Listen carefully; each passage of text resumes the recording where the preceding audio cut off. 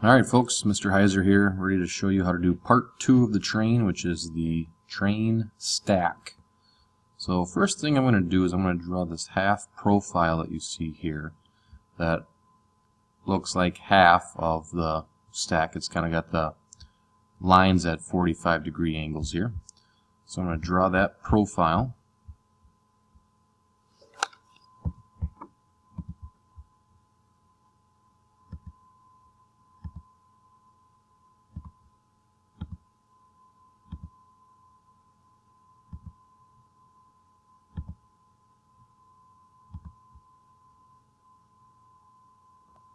I'm going to go back and look.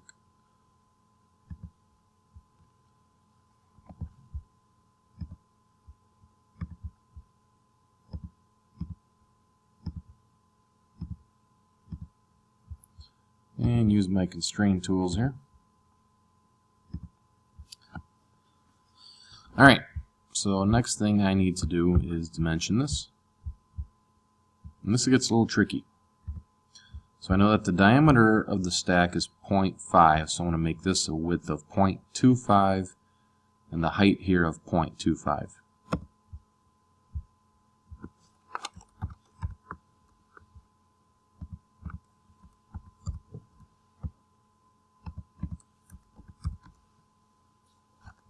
Alright.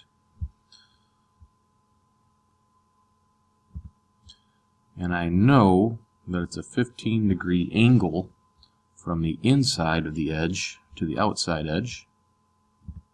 So I'm going to click on the dimension from here to here.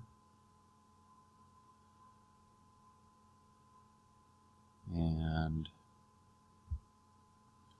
make this 75.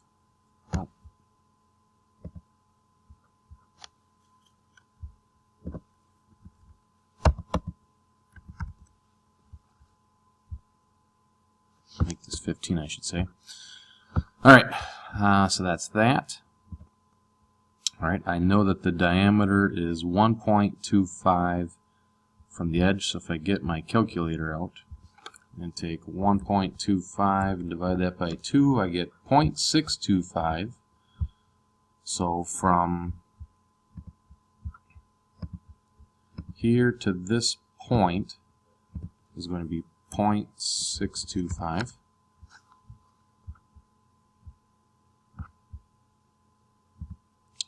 And I know that the height is 1.75 from here to here.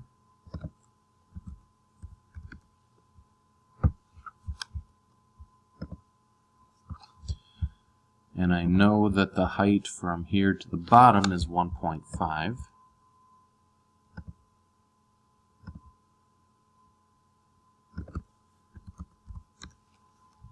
You can see it's starting to slowly take its form here.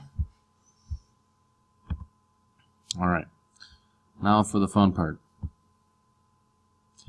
I know that on top here that this ring is a diameter of 0.375. Okay, and it goes down a depth of 1.5.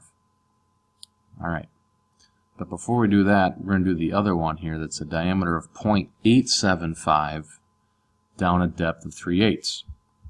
So I know that it goes down 3/8, so that tells me that this line right here is only 3/8. Alright, and that if the other depth is 1.5, I can get my calculator out here. I go 1.5 minus 0.375. Alright, 1.125 is what the height should be from here to here. And it is. This won't let me change it. Alright, so now, moving on to the other part. If the diameter of this ring is 0.875, I need to find what half of that is. So 0.875 divided by 2, I get 0.4375. So the distance from here to here is 0.4375. Lastly, my last dimension is this distance that's going to be from here to here, which is going to be half of 3/8. Another way without having to use the calculator to do this is to just do this. From here to here, I can go 3/16.